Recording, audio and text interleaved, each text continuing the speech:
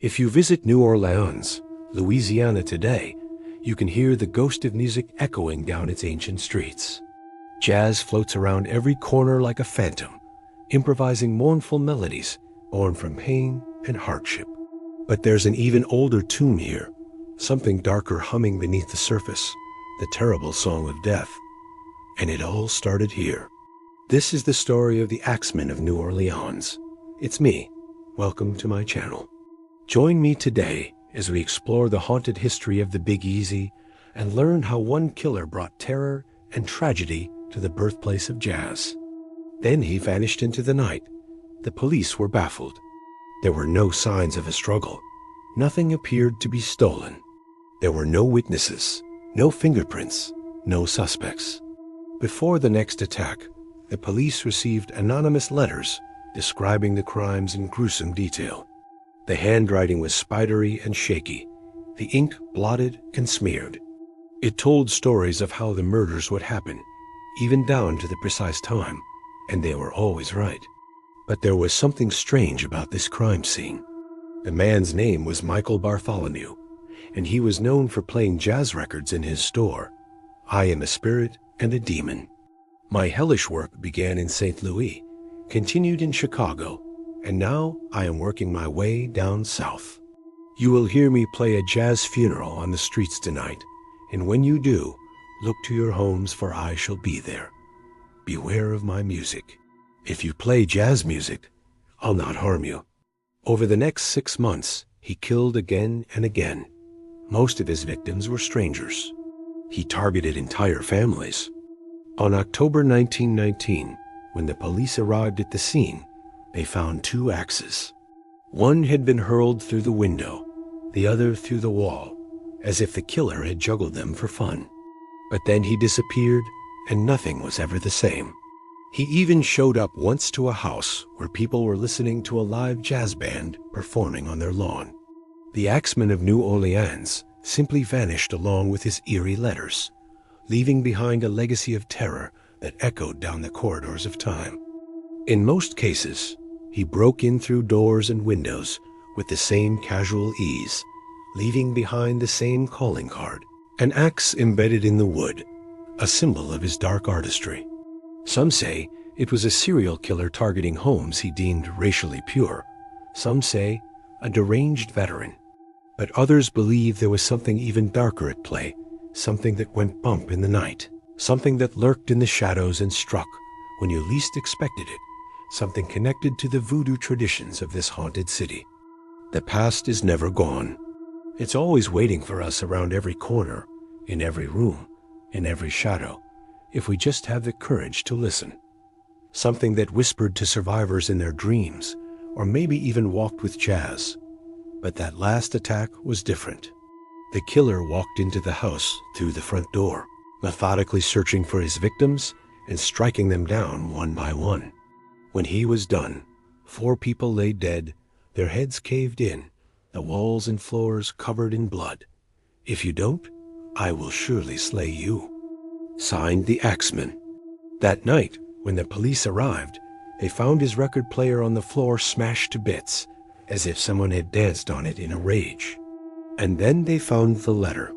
But the strangest thing was the signature. Each letter ended with a chilling P.S. I don't like music, especially when it's played on a phonograph. If you play jazz music, I will not come in your house.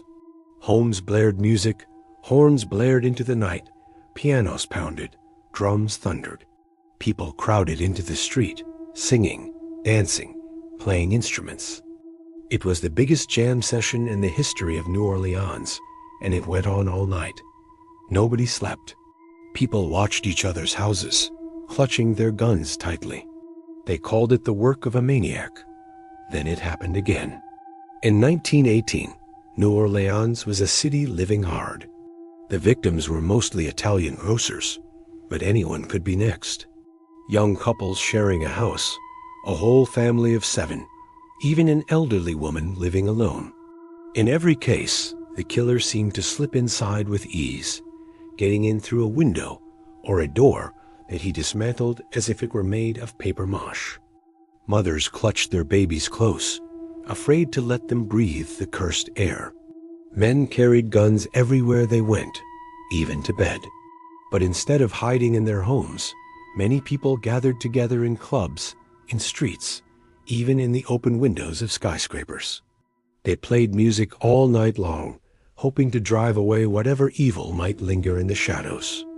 Musicians jammed together in impromptu bands, mixing blues and ragtime, fast tempos, and mocking lyrics about the killer and his deadly game. People drank and sang and laughed until the sun came up, trying desperately to ignore the rumors that someone was already dead that night. He always struck at night when the family was asleep, killing them all with vicious efficiency, sometimes with a single blow. Once he even left behind a note saying, "Let this be a lesson to you. Next time it'll be your children." But what disturbed the police even more was the complete lack of motive. Nothing was stolen. There were no signs of a struggle, and the killer didn't seem to discriminate. His victims were from different backgrounds, different ages, different races. The only thing they had in common was that they were completely innocent. In the early 20th century, this southern port city was a melting pot of cultures, a place where African, French, Spanish, they were respected by their neighbors, hard-working people who lived a quiet life. Their only light came from a flickering lamp casting grotesque shapes on the walls. It must have been a horrible sight to behold. This intruder standing silently, face hidden in the dark, an axe raised high above his head. With a single swing, he brought it crashing down on Joseph's head. Catherine screamed. She tried to run, but he caught her too, crushing her skull just as easily as if she were made of glass. He worked quickly, moving from room to room, attacking anyone who dared stir. When he was done, 3 members of the family lay dead, their skulls split open, their bodies mangled beyond recognition. But when the sun set and they locked up shop, walking back to their home on North Robertson Street, they had no idea it was the last time they'd ever see the morning light. German and Italian immigrants crowded together in poverty, dancing cheek to cheek with voodoo-laced folklore and music so sad it could make your bones ache with longing. It was also full of secrets, and lurking in those shadows was something evil, something that would shatter the night with violence and bring the whole city to its knees in a symphony of terror. Over the next few months, almost a dozen families were slaughtered in their sleep, and then the nightmare became a symphony of fear. The killer was sending messages. So New Orleans did what New Orleans does. They danced. In March 1919, fear paralyzed the city. Shopkeepers put bars on their windows. But the next morning, they found another body, the owner of a small grocery store, lying in his doorway, killed with a single stroke of an axe. It read, "You may have seen me in your streets or in your homes, and you may have heard me play my saxophone." That night, the entire city turned into a terrified symphony. And then the sun rose without a sound. The killer hadn't come. The letter was true, or so everyone believed. But the Axeman wasn't finished yet. After that, he vanished. The last known victim was Mike Pepitone, a former saloon keeper who had moved to a new home after being threatened by the mob. No arrests were ever made, no killers caught, no motive uncovered.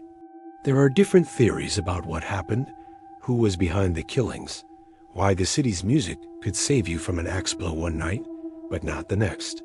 Locals say that if the music ever stops, he'll return, and I think I heard him last night.